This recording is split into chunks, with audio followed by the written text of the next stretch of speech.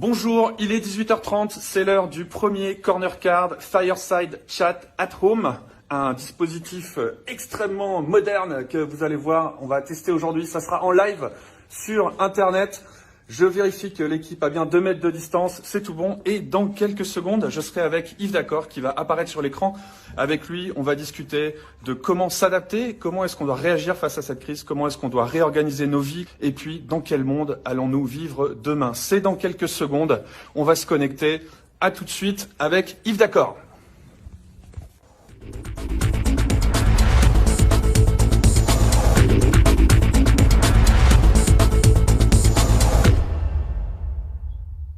What are the things that you can do to help people prepare for uncertainty? I think the first thing, especially when it comes to humanitarian affair, you have to make sure that people understand that uncertainty is always challenging. You can't really be prepared for uncertainty. You can be prepared for disaster, for crisis, absolutely. And normally, you have some very specific rules of engagement. You have some way that are very clearly and some regulations. And I think you know how to do it. And normally what you try to do is to make sure that this grammar, this crisis grammar, if you want the grammar that you apply in crisis, is shared. This is really what you see when firefighter, for example, comes. They know there is a fire. They know exactly what to do. They will push people aside and they will go and operate. And then when it's finished, it's over. The complexity here with the confinement or when you have any confinement is when you don't know, when uncertainty goes on. And this is then very different. Then you have to trust the people. You have to regroup. You have to pause. You have to know also that you need to manage your energy in a very different way. And maybe this is maybe the crucial part.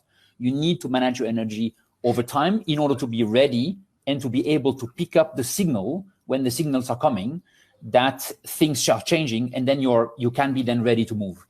But a very radical change, Yves, that is happening right now on a personal standpoint, but even more on a professional standpoint, is that before, like an employee goes to their office and you can see what they do and you can coordinate with them. And suddenly people are left to themselves in their own homes and you cannot really have a top-down hierarchy like we used to do. So how do you deal with an organization where every node becomes autonomous in a way? I think it's something that is rather clear. There is no organization that I know that works only on one leadership or management style. This is not true. You can, if I look at my own organization, ICRC, where I've spent 27 years at the organization at different level, there is a command and control, classical leadership, and that's it. But that's only one part of it. And what you need to do as an organization is to agree that there are moments where your strategy of leadership and management is shifting, that you are working in a much more horizontal way, for example. And that is exactly what you're saying. That's the moment where you need to trust, in fact, the people. And possibly then find other way, which are not the classical way where, accountability is very clearly defined, but then you try to find a way where people have the responsibility, are able to work and to take responsibility. It works very well, to be honest, in my organization when people are directly connected and somewhat engaging with people affected by war or by the people controlling the people. So when you are in Afghanistan and you have to deal with the Taliban and negotiate with the Taliban or the Afghan government to have access to people, to migrants, for example, refugee, you know how to do it and somewhat you're empowered to do it. Where I agree with you, where it's more difficult these days is, of course, if you are behind your computer and you find the engagement with the people and the context is possibly more difficult. That's true. That can be more challenging. You passed the direction of the ICRC to one of your colleagues, to your successor on 1st of March. It was announced a few months ago. You were supposed to just have a normal handover, and then actually the transition happened in the middle of this absolutely unpredictable crisis. Can you tell us a little bit the story of this moment in the life of the ICRC? Because you are a very trained organization to unpredictable events. You are used to respond to crisis. So I think for people listening, it would be very interesting to hear how yourself and your organization adapted to that. So when did that first moment happen, when you realized there would be no airplanes and you could not take your delegates out of the various countries? Like, when did you realize something special is happening? So maybe a word, Laurent, about my organization. So it's the International Committee of the Red Cross. We are 20,000 professionals, 1,000 in Geneva, and the 19,000 other are spread in 100 countries around the world.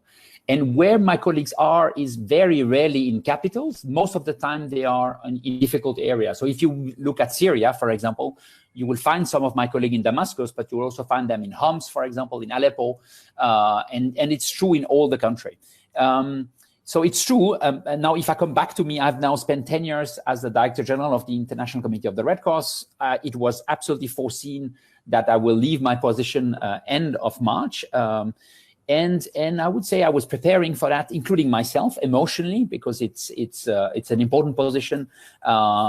Keep me both in terms of energy, but also in terms of emotion and I would say intelligence. Very, very, very alert and asked me a lot over all these years. And I was really ready to leave.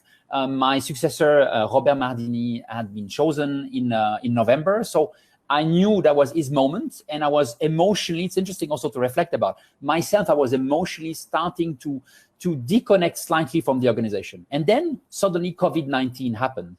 And it took me as a leader, a few days to reconnect with, wow, I mean, this is not just a normal classical crisis, because we have a very clear modus operandi with task force, and we had a task force dealing with COVID-19. We saw that happening. We were more looking at, I would say at the time, more the supply chain questions, more the logistic problems, and some of the very clear health and duty of care issues. But it was somewhat clearly defined, and me as a Director General, I'm dealing with a lot of crises, so I saw that as one crisis.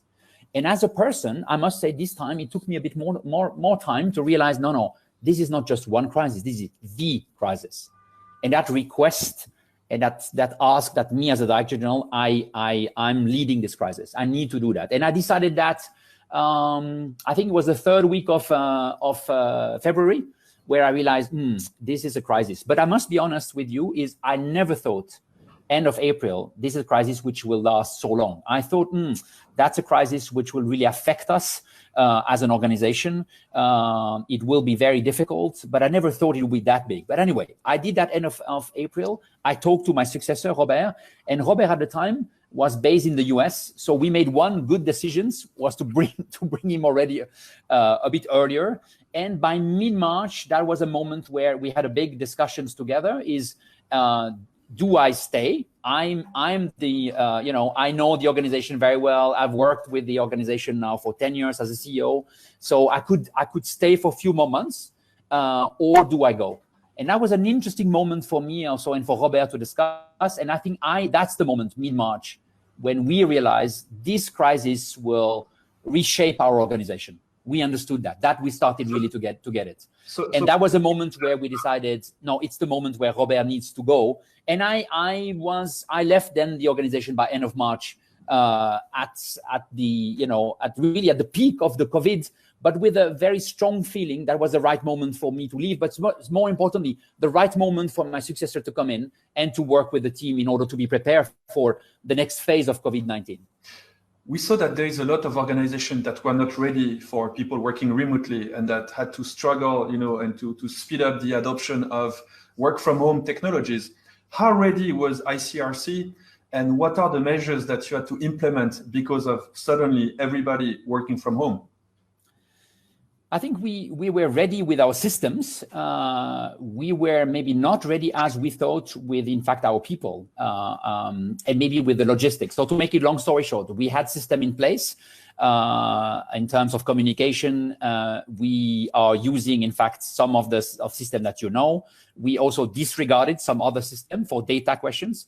The point though, of course, what we didn't expect is to have so many and so quickly half of the organization, which is we were 1,000 of us, roughly speaking, systematically on remote connections and all that. And we had to move suddenly to 8 and then 10,000 of us moving at so-called at home or out of the office. And in a very short period of time.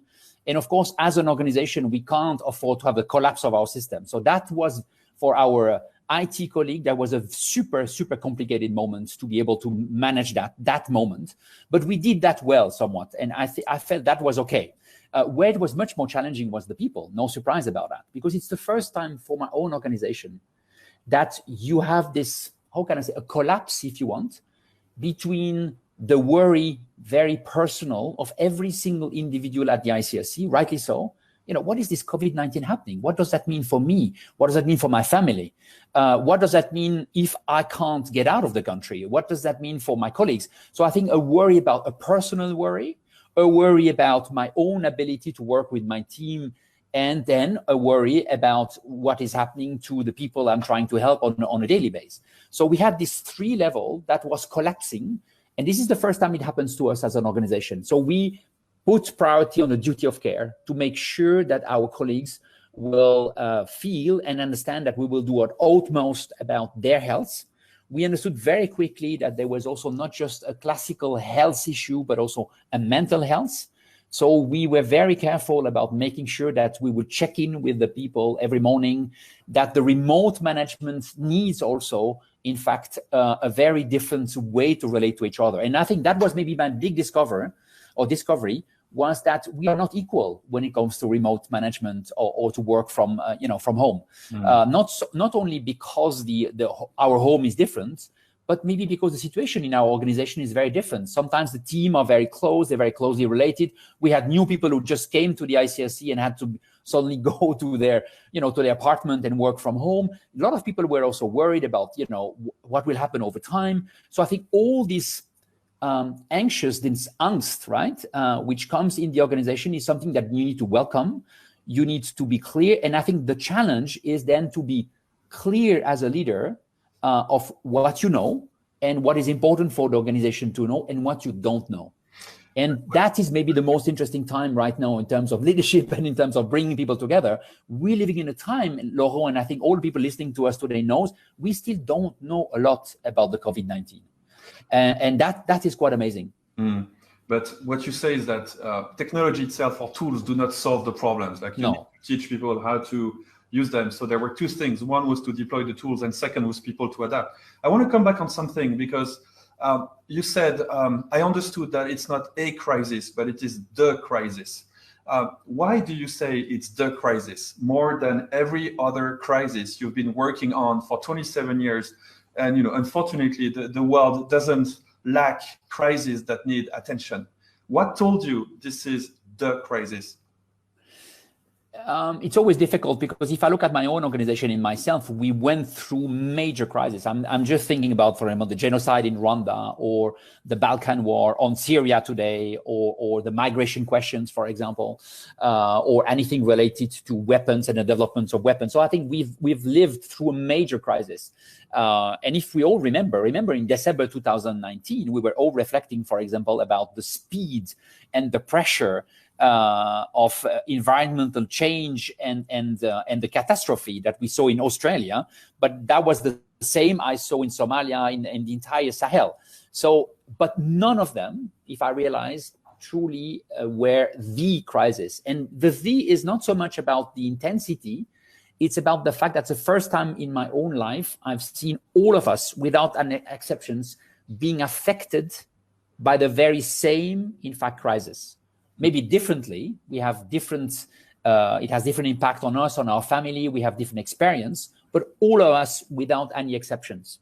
And that is what for me makes it the crisis. If I look at my own organization, that is of course a major crisis, because it means that suddenly the way you work, the way you interact, your relevance is maybe put at stake. Who knows what the Red Cross will be in a year time?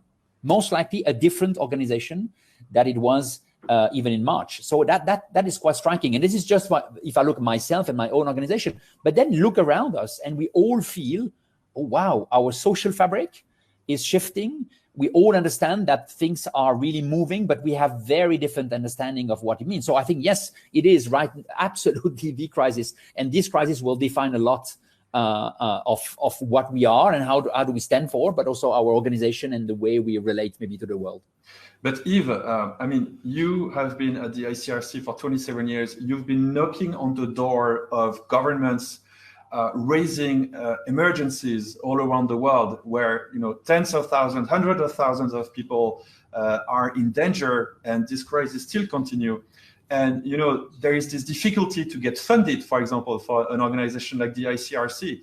Why is it that suddenly this one crisis, governments are willing to spend what looks almost like an infinite amount of money to beat this one? For two reasons. One is because it's happening first in the north. Let's be very clear. So it's the first big crisis that we have, global crisis, which is hitting, in fact, first and foremost the north and China. So if you look, the two big economic center of the world are, or let's say the three. You can say China, Europe, and then the US. Wow, almost in 2 months' time. That's unheard of. And it has a very strong public health dimensions, but also a very strong social and economic dimensions. And I think, so that's one. And so I think politicians, government, they understood rather quickly, not all the measure that they needed to take, but once they saw the figures, they saw the model, they saw the potential impact. And when it started, they understood absolutely that that was it. There was no other choices than to go. And I think my sense is most of the government at the beginning, they went for a very crisis management, very, very narrow. We try to react, and a public health crisis management. And then they discover, day by day or week by week, that this crisis will have first a major economic, but also social impact.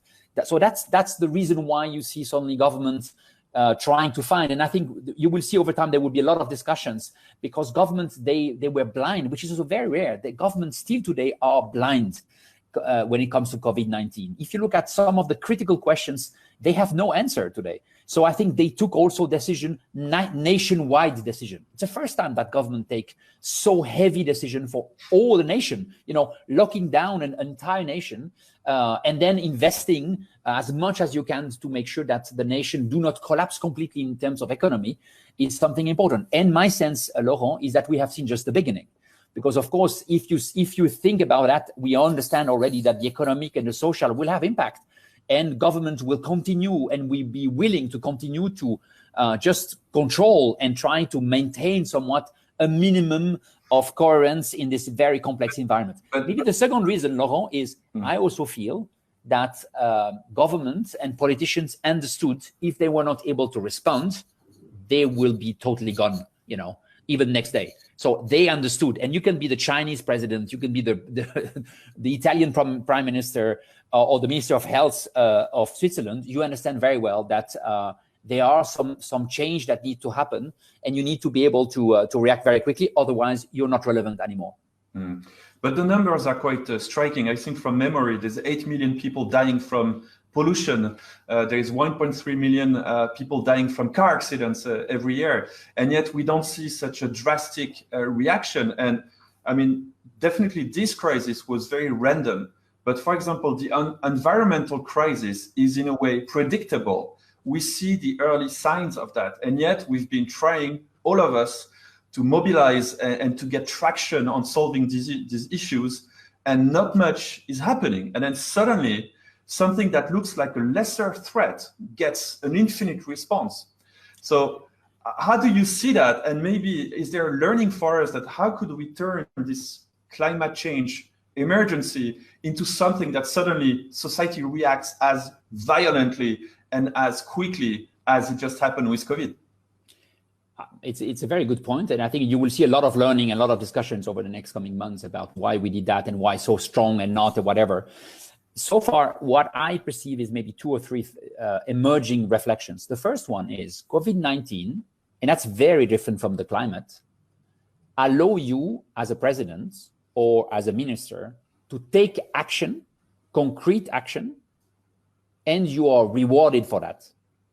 On climate, I can decide if I'm the president of the United States, I can decide that I'm moving out of the Paris Agreement, or I can decide to change something. The reality is, it will not really impact you and your country immediately. This is long-term, in fact, impact. And the problem is most of our global crises are global and they are long-term.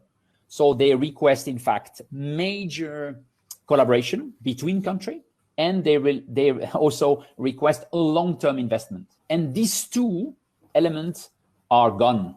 I mean, countries do not produce any more consensus between themselves, and politicians, governments, but not only, I would say, corporate, all of us are living in a very short term where we want decisions to have an impact on short term. So COVID-19, surprisingly, of course, is calling for collaboration. But even if you don't want to collaborate, you can still take action. And you are perceived and you're rewarded as a politician who takes actions, and it is perceived like. Look at all the survey around the world. Even if people are challenging some of the government, they still feel that the way government have acted when they acted was positive, and they liked, in fact, the sense of the disaster management part of the government. And government, that's a moment where they can play, where they can still do something, where you will see a much more divided response and much more complicated is now the phase in which we are now moving in, which will be a phase where the situation will be very complicated, where people will have a very different view about what needs to happen.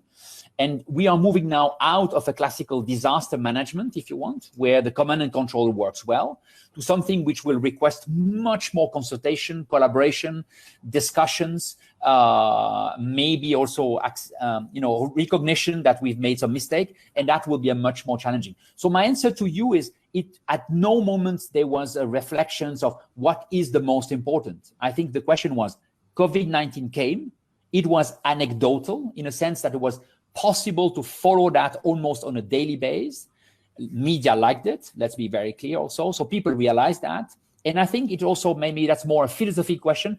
I think we are not ready in our society, including, by the way, in China, it's interesting to observe, to accept without doing anything that hundreds of thousands of people will be killed. That will not be possible for any government to accept that. So I think it's also a reaction of survival on the governmental side. Look at the few governments who decided to let go. I'm not talking about Sweden, who didn't let go, but was quite smart in the way they did it. Government was said, no, let's not react too strongly. They are in an extremely difficult political situation. Yeah. So there's maybe a lesson to draw about the governance of the world, and maybe give more incentive for politicians to act long term and to collaborate. That's Laurent, let's stop for a minute. That is the lessons. The problem is we're living in a world which is not just a governance. We're living in a world where all the rest works on very short term. The media work on short term. We all are working on short term, and we're living on short term. The financial market lives in a very short term. So how do you want to have a governance which is able to say we're investing in 20 years for, in fact, education, social dynamic, and climate? Very, very difficult. So Yves, we know each other, and I like to have dinner with you because you're an insider of the world politics. You know world leaders, you spend time discussing with them. It's always very interesting to hear about your views. So I'd like to tell you a few topics and get your opinion on them. First, tell me, are we going, according to you, towards more or less democracy on the global level? On a global level, we're going to a more polarized environment, sadly. So I think we will see appearing over the next coming months and years, in fact, a more polarized environment in almost each society. We will see also clearly, I would say, over the next 2 or 3 years, somewhat, I don't know if we call it, but let's say more exceptional rule, absolutely clear. So more, in fact, less democracy, if you want to call it less democracy. I'm always careful about democracy because you can be in a democracy and have state of emergency, as we saw that in France, right? Remember a few years ago. But we will see more exceptional rules and more tensions about, in fact, the way we would like this next phase to happen, no questions. And I think we also underestimate a pandemic. Normally, if you look at all the movies, all the reflections, all science fiction, always interesting to look at that. They always have 3 scenarios. One scenario is a pandemic happens and our society somewhat is able to muddle through. And at the end of the scenario, the society is more fragile, but somewhat the same society. Scenario 2 is you have more social unrest, you have more people dying, it's more complicated, the political authorities are challenged, and this scenario 2 leads to, in fact, state of emergency, authoritarian regime, or authoritarian response at least. And the scenario 3 is a complete collapse of our society, right? And I don't think we are in scenario 3. But I don't think neither that we are just on a scenario 1. I think we should recognize that most likely we will see scenario 1 and scenario 2. We will see piece of scenario 2 in some places. That could be very surprising, where the level of unrest, the level of social tensions will be so big that, in fact, government will impose a state of emergency. And we will see that coming rather soon. There's going to be more technology in society. You know, the tech stocks are booming. The internet giants are adding users. Do you think it's going to be a positive or a negative? A mixed. The positive will be about the fact that I really believe over the next coming 2 or 3 years, people will be more aware, individual like you and me, will be more aware about the importance of data, because it will be the first time that they will realize that the data that, we are all somewhat giving up to anybody will have an impact on their life, and they will feel it. It will not just be any more advertisement that you receive when you Google, but it will be a message telling you, somebody close to you have been declared positive. So please contain yourself. And then you will say, oh, no, I don't want to do that. And then you realize, oh, I can't access anymore to my banking account or I can't take a train because now suddenly there is a machine or there is an algorithm who, based on the information I'm giving and based on the algorithm, has decided that I should not move anymore. So I believe that what is happening, what will happen to us, will create more awareness as individual of, how do I control my data? What does that mean for me as a person? What does it mean for my family? I think that at least the debate around data will be much more wild, maybe, and widely shared. That's it. Yeah. On the negative is I am very nervous about the governance of all that. I think I still our tech giant just moving out and just seeing them more giant with all what it means. And what I see arriving is, and that's maybe a worry I have, is I see also not only the tech giants, being more bigger, but I also see the tensions between China and the US, for example, really, really playing out massively when it comes to internet and when it comes to technology. And that worries me a lot. Yeah, we're going to talk about that. But to finish on technology, I think one of the smartest way of thinking about it, somebody always said, like, the problem with data is the change of context, is that you give your data in a certain context and then something changes. And we just had a very interesting case in Switzerland where the national telecom operator suddenly handed out the data of the past month. And when you gave the data, you didn't know that in the end it would end up being in there. It's a big question. What do you think is going to be the impact of COVID on the American situation and especially on the election? It's a very difficult one to know. I think the first one, what is interesting to observe is how much COVID-19, in fact, put a very, very clear light, if you want, on the weakness of the American system, right? On the fact that you have a society, and this is not related only to the Trump area, it's already coming from quite a long time, a society which somewhat has decided that 15 to 20% of the population can live off the grid, not part of my society, part of no system. And you see today the extreme weakness of the society and the enormous inequality. And I think the lack of trust, that is a super, super worrying when you see the US. By the way, I'm also worried because if I look at China, I don't have a feeling that the people have a lot of trust about their government neither. So if you look at these two power where there is a lack of trust, that also reflects something where I find Europe not perfect at all. But if you take trust as maybe the indicators, I would say the way, again, it's not perfect, but the way, for example, a country like Switzerland or Germany, a federal country, or Sweden, are dealing with the crisis, I have a sense that it is increasing the trust between, the people, the local authority, the regional authority, the national authority. It's not perfect, but there is something about the trust which is an important one. Now, back to your questions about the US. I am of the opinion that the trust is already very low, and not just towards the president, among the people, between the community. That will just create more tensions. And I would not be surprised at all, and I hope I'm wrong, that the elections, in fact, will not happen as planned in 2020. I would not be surprised at all that the presidential elections will be postponed or will be cancelled for a while based on a state of emergency. So that's typically a country where I'd not be surprised at all that state emergency will be called. Well, we saw that Macron kept the local elections during the lockdown, and it was a very big problem. But just considering that thought is absolutely insane. Can you speak a little bit about China? It felt like China was on its way to world dominance, and everything was looking quite good for them. And there was this like a road and belt initiative, and the GDP was growing.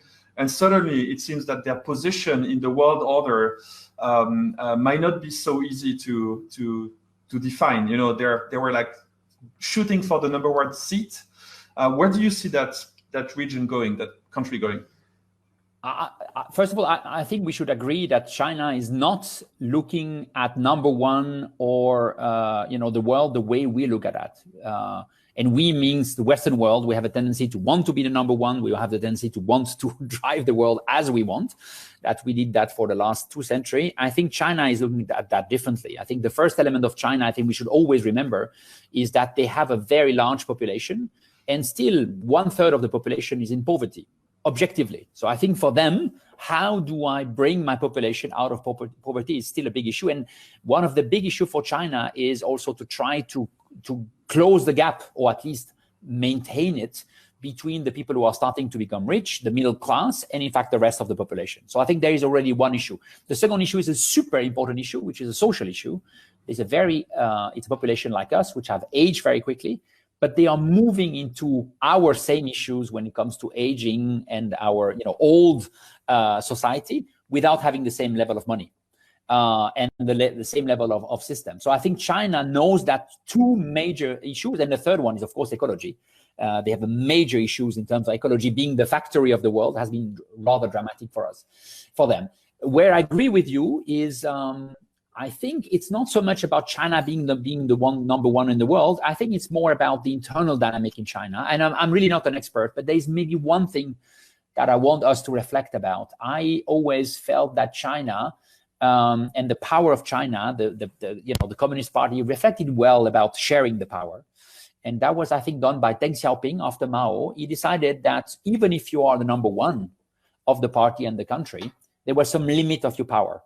And you could do 5 years and extend it 5 more years. And afterwards, you had to leave, which is quite amazing if you think about that. And I think it was an interesting way to share power. I mean, the Communist Party is so big that it was an interesting one to share that between the different factions. And somewhat it brought all the people within China, the people who had power, to somewhat contribute to the same objective, because you knew after a few years, it might be your turn to lead. So you have an interest that the ship goes in the right direction. What I'm very concerned, and I think few people talk about that, what I'm very concerned is that the actual president of China, Xi Jinping, decided to, in fact, abandon this limit of time in power. And that was decided and accepted by the parliament in China, I think 2 years ago, which means today Xi Jinping is in power without any more limit of time. And this is something which is interesting, because it means that suddenly, if you are in power, if you're part of the power in China or the ecosystem, I mean, and you have a different perspective, or you feel yourself maybe threatened by the center of the power, your interests are very different. Your interest is you want them to fail, because it's the only way to change power. So I think what we underestimate is also the complexity of power dynamic within China. What it means, we see this a little bit, and I think we are underestimated how complex it is. Last but not least, about China, they are in a model, they choose our model, and they are a model where they have no choice to go for a 6 to 7% increase of GDP by year. This is an enormous challenge for them. I don't think they will manage this year. And if they don't manage, then they have the huge social issues, again, poverty, but also retirement, for example, which will be super challenging. So I have a sense that you have a China which is maybe willing to be #1. I don't think that's the point. I think China understands that they need, in fact, surprisingly enough, a model where you have a model where you don't have a lot of protectionism. If protectionism is too high for China, they really bet on the liberalism. Surprisingly, it's a communist party, but they bet on liberalism and free trade. if the world is moving now to protectionists, China will be one of the first ones to suffer. There is a third big pole of power that we haven't yet mentioned, and that you know also, and that's very, very active in certain regions of the world. Can you tell us a little bit what's the situation in Russia right now? As much as we know, right? Let's be so honest. I think Russia is also a super interesting country to understand, with at least 3 or 4 elements around that. The first one is, I think we also underestimate, like with China, we underestimate not so much the population. They don't have a large population, but the territory. I mean, Russia is so enormous. I always say, it's a territory of 11 hours, fuseau horaire, 11 different. Time zones. If you think about that, this is just amazing. And being able to manage that at a time. B is, we underestimate also how much the leadership of Russia, both right now executive, but also I would say the intelligentsia in Russia, they still have been influenced dramatically by the collapse of Soviet Union. I think they liked it or not, it was a huge shock for the entire society. They were not prepared for that. They saw that happen. I still believe that they think it could happen again. We always underestimate that. So what you see is also a Russia regime, which is, despite of what we think, somewhat in a survival mode. And again, not trusting a lot, the people among themselves, but also not trusting their partner. And last but not least, you have a Russia which is very tactical, quite remarkable, if I would say, to play their game. Sorry to say that. If you think about the GDP is, I think, not bigger than Spain. It's amazing to think about that. And they still have been able to reestablish themselves as an important and major players in key area like Middle East, for example. But it's very tactical. It's very related to their power, cyber power or military power, where the big questions for Russia, of course, is the questions of resources, economy, social. We will see also how they get through COVID-19. It looks difficult. And again, the price of the petrol, for example, they've really bet on oil a lot. That will also affect long-term China. So I think the message is, if you look at the P5, the 5 permanent member of the UN Security Council, and you think about what happens over the last 2 years, France, UK, Brexit, the US, where they're going through right now, China and Russia, you say, oh, wow, the big power are each of them in a situation that they never, ever thought, and we never thought would be 3 years ago. And each of them are somewhat in a survival mode, which in that case, normally, you ask me about what will happen in the years to come, that is normally not really a good signal, because it should be a signal of collaboration. In that case, I think it will be a signal of more competition. But because the question, we have people watching us and they have to make decisions about their own lives and their organizations and their businesses about what to do. So I'm trying to get a sense from you for what you think is going to be the new world order. I was born in the 70s, in the West. So definitely we called it the American Cup. It was an American rule in a way. And I'm trying to get a sense of, what are going to be the different poles and okay, what balance are we going to find in tomorrow's world? Any response? But what I can try to say is it seems to me there is 2 trends, and they are not compatible, but they might be compatible in few years. The first one is you will have more polarization. That's very clear. You will have more tension. So you won't have, which is already the case, one pole. You will have different pole, right? That's already the case very clearly. And different rules of the game, which makes it very difficult then to agree. So I think you will see more competitions for a while, more tensions. But what is interesting is none of the new pole or the pole are strong enough. They will all be challenged within their pole, which is also interesting. So it's not just polarization between the big pole, but also within the pole you have polarization. My sense, though, I'm an optimist. I'm a pragmatic optimist. So my sense is, over time, though, I think this polarization and tensions will lead us over the next 5 to 10 years to then a different set of issues. And I think we will see emerging new governance. I'm deeply convinced about that. Around issues, maybe around a new type of structure. I'm of the opinion that cities, for example, will have a more responsibility. State will continue maybe to fight, but cities 2 days are much more open and much more willing to collaborate among themselves. And tomorrow there will be 70% of the people living in cities. I think they will play a bigger role, and they will have to come, because we will have to govern. If I just not think the internet is a good example, but think about, for example, everything related to the coronavirus and all the questions related to, in fact, our health, the virus, let's say. Think about the gene, about the biology. I mean, all these questions will require a kind of global governance, and I don't think states will be in a position to offer that. So we're going to offer that, we will see, let's say, emergence of different global, maybe regional governance, and we have to be ready. This governance will not look as they are right now. Maybe a mix between state and cities, and maybe universities. I don't know. It will be super interesting to observe, but it will come. I have no doubt about it. We're gonna talk about that, because your next step is actually going to be to cross the Atlantic and go to Harvard to study and to research political systems. And in a way, what you say is that the problem we have is that we're going to a world where there's going to be different poles of power. And yet you also said that countries have a very hard time collaborating right now. So these are two things that we're going to have to put together. Can you just say a word about Switzerland? Where do you see, we talked about these gigantic countries and continents and mega superpowers. What do you see for Switzerland in the coming years? I have the impression, I must say, first, recognition. I found that the government, the central government, but also most of our local government, the canton and the cities, did really a good job in COVID-19 so far. And I found that the mixed model of a certain assertiveness, and here really kudos to specifically, not only, but specifically to Alain Berset. I was really impressed by him, and he was really Champions League, right? Really, I've seen a lot of because he's from Fribourg and he has the same haircut than you. That's why you say that. He has the same haircut than me. He has a kind of same hat also.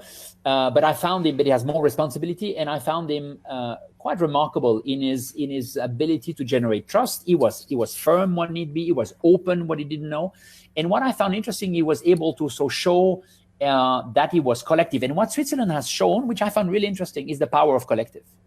Even if you don't have all the ministers, at the very same level, and some of them are maybe less good than the other, somewhat they've been able to, bring the difference together. And it shows very interestingly for me that a model when you have a one-man show, this is a model which works well in time of crisis, maybe for 1, 2, 3, 4 weeks, but not over time. Look at France. I know France has a different relationship to power and to king and queen, but in the case of France, I would say not being able to play more collectively is a big issue, and I think they really have to learn. It's not just about the minister, the prime minister, or the president, but it's also being able to play with the region, play with the different people. It starts now, but it's difficult. Switzerland has aligned, I would say, rather well the famous 3 level: national level, canton level, let's say regional and canton level, and then the level of the community around the cities or the little village. And the way they've done that, I'm quite amazed by that. By the way, interesting to observe, a model which is not that far in a way, which is the US. They have also this 3 level, presidential level, they have the state level, and they have the city level. It's interesting to observe in a model where the 3 level then don't agree, when they fight, and that is then the end of the world. And here in Switzerland, the fact that we are able to do that and the way we've done that is quite amazing. I'm also amazed by the population, really. Not perfect, but again, kind of a steady, rather robust way to go across that. We are rich, let's be very clear. We have also fantastic health system. So I think we are also well placed. But the way we've done that, my sense is it will for a while at least reinforce relationship. It will reinforce trust in the government. And that's important because the next phase is a super complex phase. And it will be important to have that because Switzerland will have, though, to rediscuss, and that will, so I think the next year, 2 years will be okay, I think very clearly, for all reason I mentioned. Afterwards, I think you will have more challenge because you will have people within Switzerland and part of society which would then expect really serious change in the way we are looking at ecological and social issues. You saw the vote already, the people we elected in Bern. I think some part of a society will have to accept this is the new way. So expectation will be that the government in Switzerland will continue, if you want, to manage smartly solidarity. That's what they've done without realizing maybe. And the expectation is that it's not finishing only, end of or beginning of June when the confinement is over, but that is last over time. And that might require quite a change then in terms of the political landscape in Switzerland. It's the problem. What's great about a country like France is that when things go wrong, you can actually blame the king. So, there is a finger you can point to someone. And you can then kill him. Exactly. A quick word on Sweden. What you said, they manage it in a very smart way. I think from the outside, people think that basically the government did nothing and just let people go on with their lives. No. Can you tell us a bit what happened in a few minutes? So what Sweden did, they made a choice, right? And the choice was not that far away from Switzerland. The only difference is that they decided that they wanted from day one to have a bit more of the population being somewhat exposed to the COVID. It was a bit of a bet, but they didn't do the bet of UK at the time. We decided, let's open everything, and then suddenly had to go back because it was organized. It was well thought through. You had debate, you still have debate in Sweden, if it was the right way to do that. And the government make a decision. So I think there was at no moment people in Sweden who thought it was not well decided. Now they can agree or not if it was the good strategy.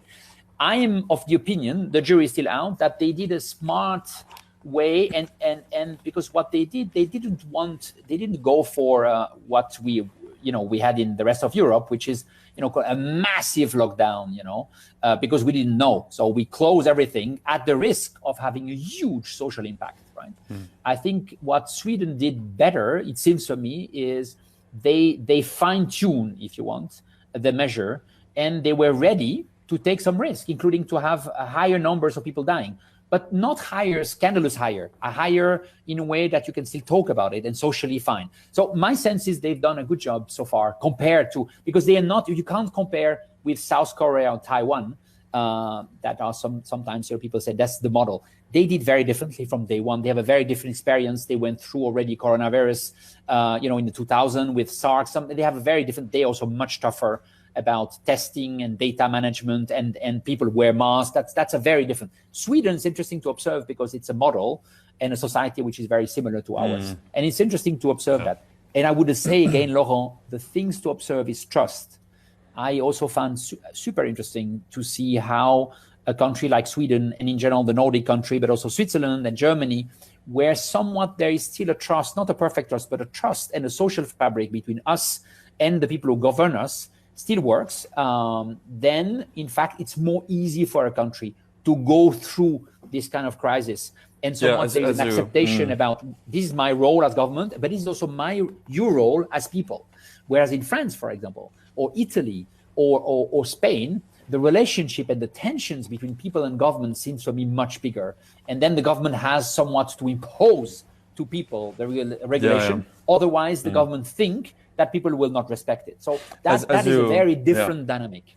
As you said, this crisis reveals a lot about the country and about maybe its weaknesses and its strengths. And it's something that we can only win together. It's very interesting also, you mentioned the UK, but that made this decision to not do anything. And then I think politically speaking, Boris Johnson was quite lucky to get the COVID because it's going to be harder to blame him for not seeing it come. But that decision was not paid until the end. My point was not that Boris, in fact, you can make some choices about the policy and you can maybe not be wrong. What was very disruptive, which was really problems with Johnson, is that he had disdain, he behaved, kind of, and that I found always painful.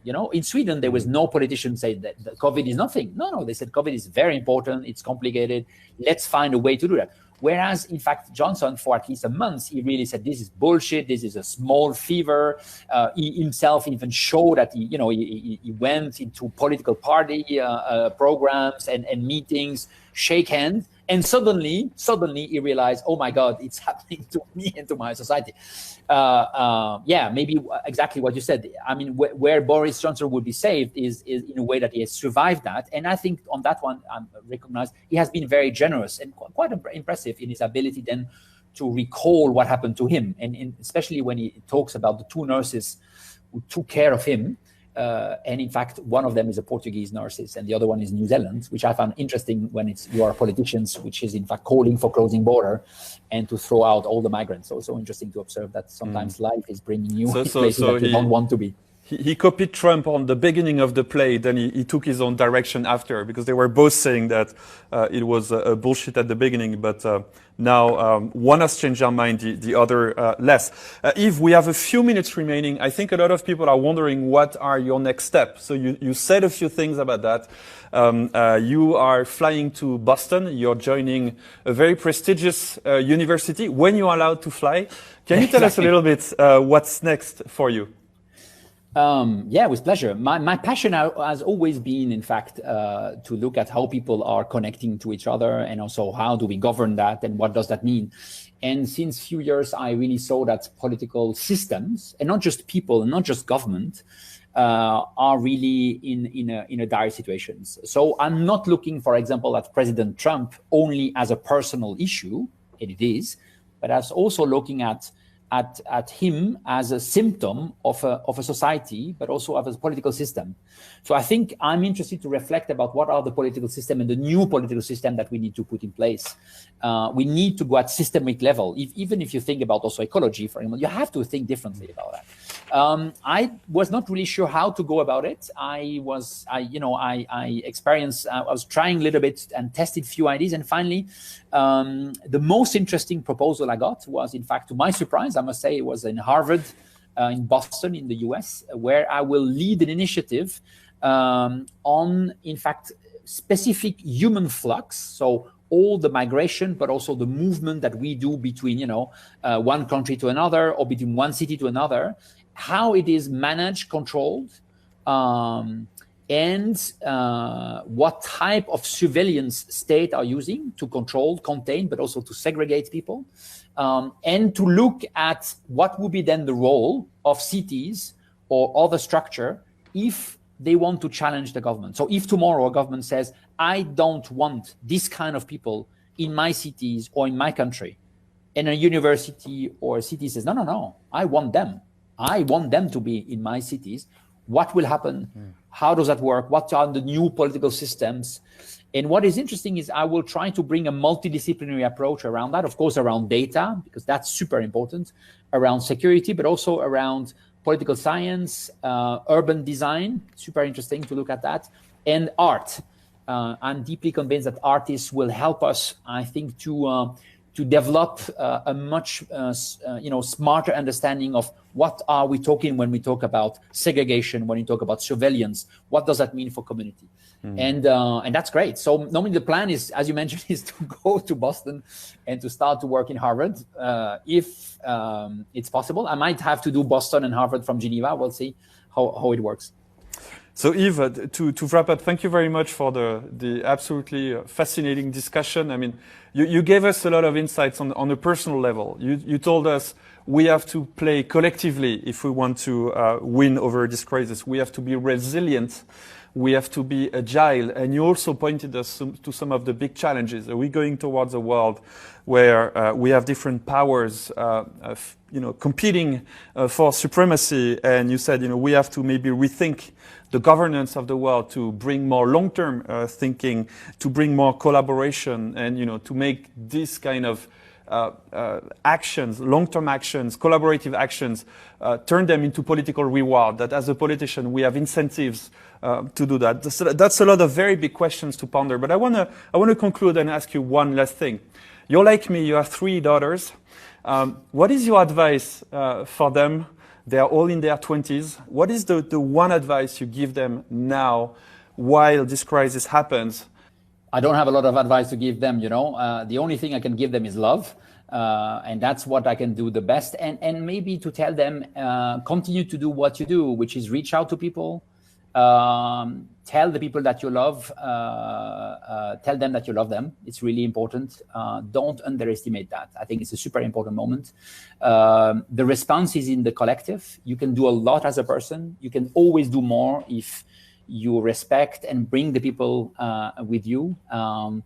and continue to do what is happening. The world in front of you is a fantastic.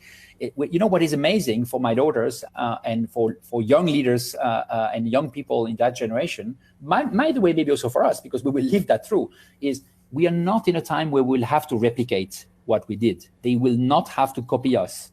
They will have to develop, in fact, solutions which are new.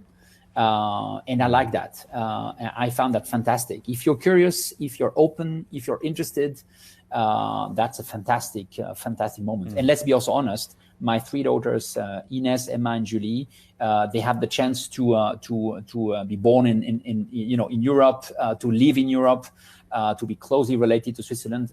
I mean, this is difficult to do better.